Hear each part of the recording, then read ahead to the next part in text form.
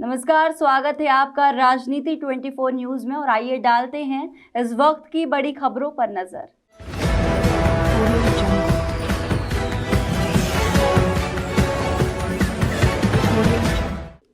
इंदौर के रेसिडेंसी कोठी पर जल प्रबंधन को लेकर तमाम विभागों के साथ कलेक्टर मनीष सिंह व समाज सेवी किशोर कोडवानी द्वारा बैठक आयोजित की गई और बैठक में कई मुद्दों पर चर्चा कर अधिकारी द्वारा शहर हित में कार्य करने के निर्देश दिए गए।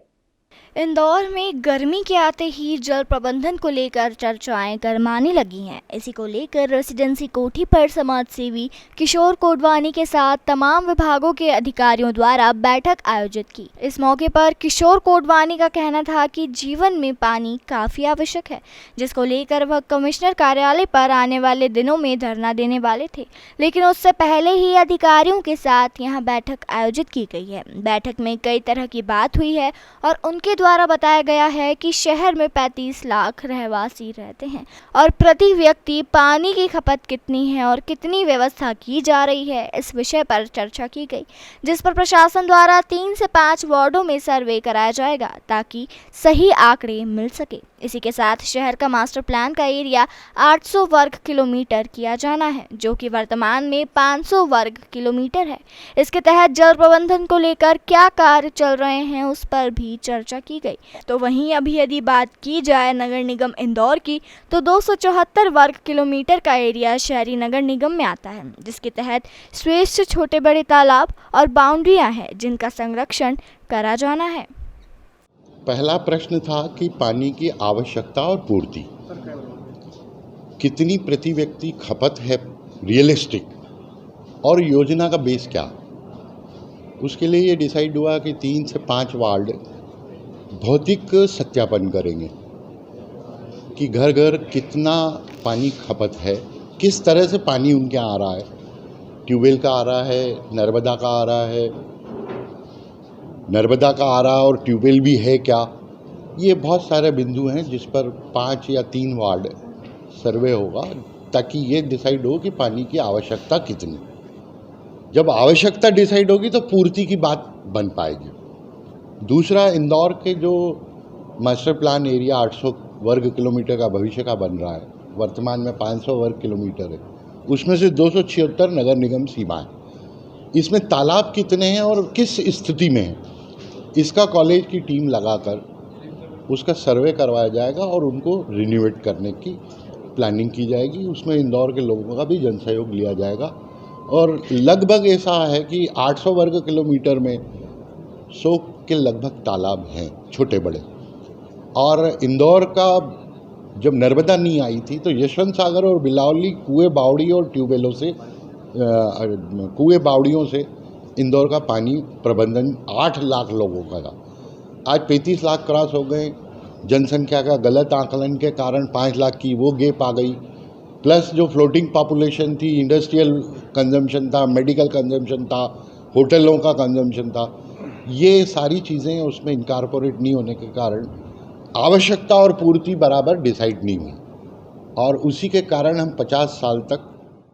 इस मौके पर कलेक्टर मनीष सिंह का कहना है कि जल प्रबंधन को लेकर नगर निगम प्रशासन सहित तमाम विभाग इस बैठक में शामिल हुए हैं और जो भी शहर हित में कार्य हैं उन्हें करने के लिए उचित अधिकारियों को तैनात कर दिया गया है ताकि शहर मजबूत बन सके और आगे बढ़ सके। किशोर कोडवानी जी हमेशा शहर के कोई ना कोई ऐसे इशू को लेकर के अपना पक्ष रखते हैं जो शहर के लिए वाकई विषय बहुत महत्वपूर्ण रहते हैं और टेक्निकली पॉइंट्स भी स्टडी भी करते हैं और उस पर चर्चा भी करते हैं। तो आज उनके साथ चर्चा हुई है।